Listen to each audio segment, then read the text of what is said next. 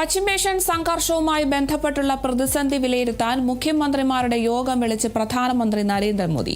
രാജ്യത്തെ എല്ലാ സംസ്ഥാനങ്ങളിലെയും കേന്ദ്രഭരണ പ്രദേശങ്ങളിലെയും മുഖ്യമന്ത്രിമാരും യോഗത്തിൽ പങ്കെടുക്കും.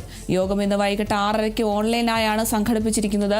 പശ്ചിമേഷ്യയിലെ മാറിക്കൊണ്ടിരിക്കുന്ന സാഹചര്യങ്ങൾ അവലോകനം ചെയ്യുന്നതിലും ഇന്ത്യയിൽ ഉണ്ടാകാൻ സാധ്യതയുള്ള പ്രത്യാഘാതങ്ങൾ വിലയിരുത്തുന്നതിനുമാണ് യോഗം. ഊർജ്ജ ഇന്ധന പ്രതിസന്ധി, വിദേശത്തുള്ള പൗരന്മാരുടെ സുരക്ഷ എന്നിവയുൾപ്പെടെയുള്ള മുൻകരുതലുകൾ നടപടികളിലായിരിക്കും യോഗം ചർച്ച ചെയ്യുക.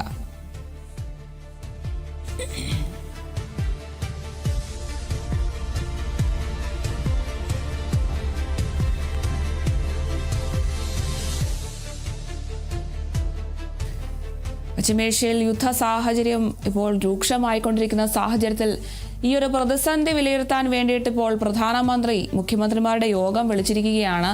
നരേന്ദ്രമോദി രാജ്യത്തെ എല്ലാ സംസ്ഥാനങ്ങളിലെയും കേന്ദ്രഭരണ പ്രദേശങ്ങളിലെയും മുഖ്യമന്ത്രിമാരുടെ യോഗമാണിപ്പോൾ വിളിച്ചിട്ടുള്ളത്. എന്തായാലും കേന്ദ്രഭരണ പ്രദേശങ്ങളിലേക്ക് മുഖ്യമന്ത്രിമാരും പങ്കെടുക്കും. യോഗം ഇന്ന് വൈകിട്ട് 6:30 ഓൺലൈനായിട്ടൊക്കെയാണ് ഇപ്പോൾ സംഘടിപ്പിച്ചിരിക്കുന്നത്. പശ്ചിമേഷ്യയിലെ മാറിക്കൊണ്ടിരിക്കുന്ന സാഹചര്യങ്ങളൊക്കെ അവലോകനം ചെയ്യുന്നതിനും ഇതുമായി ബന്ധപ്പെട്ട് ഇന്ത്യയിൽ സാധ്യതയുള്ള പ്രത്യാഘാതങ്ങളൊക്കെ ഈ ഒരു യോഗം വിലയിരുത്താനാണ് സാധ്യത.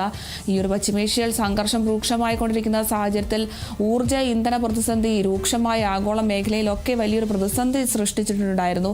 എന്തായാലും ഇതുമായി ബന്ധപ്പെട്ട് പ്രധാനമന്ത്രി നരേന്ദ്രമോദി മറ്റു രാജ്യങ്ങളുമായൊക്കെ ആശയവിനിമയം തുടർന്നു വന്നുകൊണ്ടിരിക്കുന്ന സാഹചര്യത്തിലാണ് ഇപ്പോൾ സംസ്ഥാനത്തെ മുഖ്യമന്ത്രിമാരുമായിട്ടുള്ള യോഗം ഇപ്പോൾ വിളിച്ചിരിക്കുന്നത്. എന്തായാലും ഊർജ്ജ ഇന്ധന പ്രതിസന്ധിയും വിദേശത്തുള്ള പൗരന്മാരുടെ സുരക്ഷയും ഒക്കെ എന്നിവയുമായി ബന്ധപ്പെട്ടൊക്കെ മുൻകരുതലുകളൊക്കെ സ്വീകരിക്കും. ഈ ഒരു പ്രതിസന്ധി ചർച്ച ചെയ്യുന്നതിന് വേണ്ടിയാണ് ഇത്തരത്തിലൊരു യോഗം വിളിച്ചു ചേർത്തിരിക്കുന്നത്. എന്തായാലും ഇന്നാണ് യോഗം വിളിച്ചു ചേർത്തിട്ടുള്ളത്.